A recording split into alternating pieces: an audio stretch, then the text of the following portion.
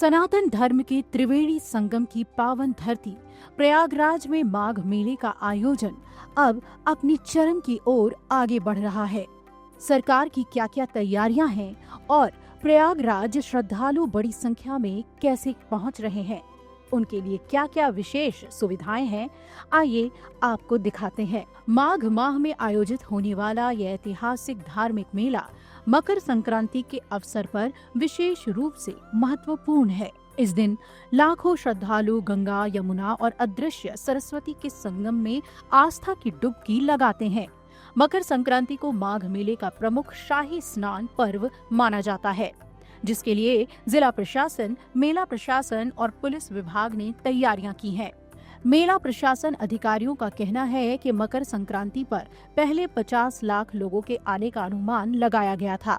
15 जनवरी 2024 में मकर संक्रांति पर 29 लाख लोगों ने स्नान किया था। 2023 में ये संख्या कम रही। वहीं 2025 में महाकुंभ में 3 करोड़ 50 लाख श्रद्धालुओं ने डुबकी लगाई थी। मौनी अमावस्या, वसंत पंचमी, माघी पूर्णिमा और महाशिवरात्रि को लेकर भी अनुमानित संख्या बढ़ गई है।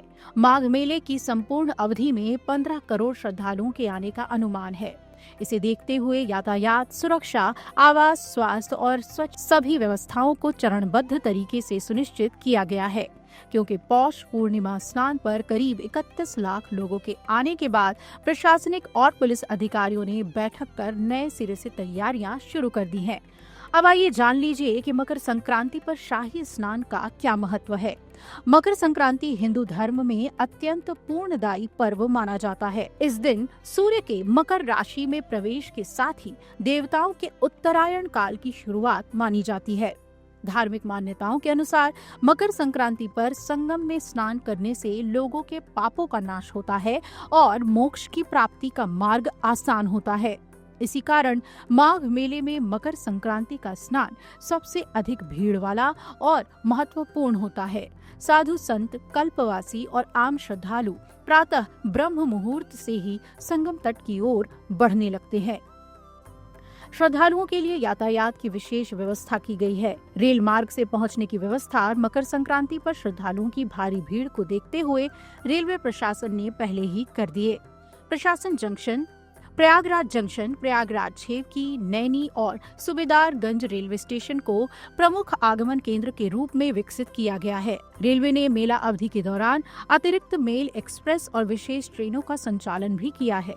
स्टेशनों पर सहायता केंद्र, पूछताछ काउंटर, डिजिटल सूचना बोर्ड और स्वयंसेवकों की तैनाती की गई है। बुजुर्गों और दिव्यांग यात्रियों के लिए व्हील चेयर और प्राथमिक चिकित्सा सुविधा भी उपलब्ध कराई गई है। अब श्रद्धालु प्रयागराज कैसे पहुंचे, आइए ये भी बता देते हैं। श्रद्धालु अपने नजदीकी रेलवे स्टेशन से प्रयागराज के लिए ट्रेन पकड़ सकते हैं। प्रयागराज पहुंचने के बाद स्टेशन से शटल बस, ई रिक्शा या ऑटो की सहायता से मेला क्षेत्र तक पहुंच सकते हैं। मुख्य स्नान दिवस पर निजी वाहनों के प्रवेश पर प्रतिबंध होने के कारण सार्वजनिक परिवहन का उपयोग करने की सलाह दी गई है।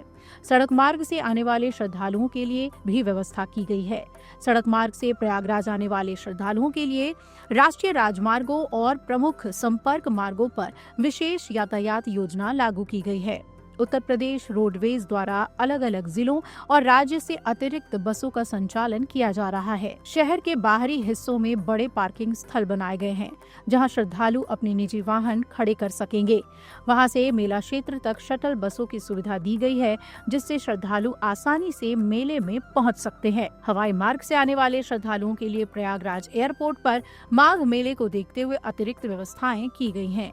एयरपोर्ट से मेला क्षेत्र तक टैक्सी, बस और अन्य परिवहन सुविधाएं उपलब्ध हैं।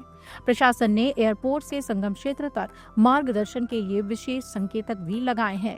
मकर संक्रांति के दिन संगम क्षेत्र में भीड़ को नियंत्रित करने के लिए प्रशासन ने अलग अलग प्रवेश और विकास मार्ग निर्धारित किए हैं। श्रद्धालुओं को पैदल मार्गों से संगम तट तक पहुंचाया जाएगा।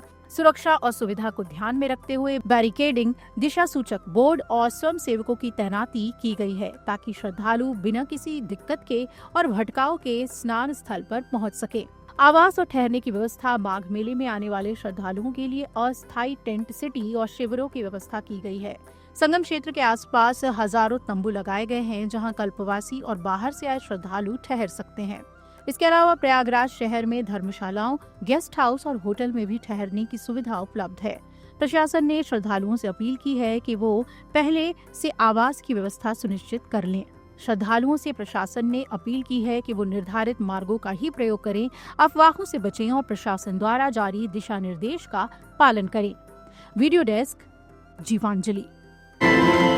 अगर आपको हमारा ये वीडियो पसंद आया हो तो हमारे चैनल जीवांजलि को सब्सक्राइब करें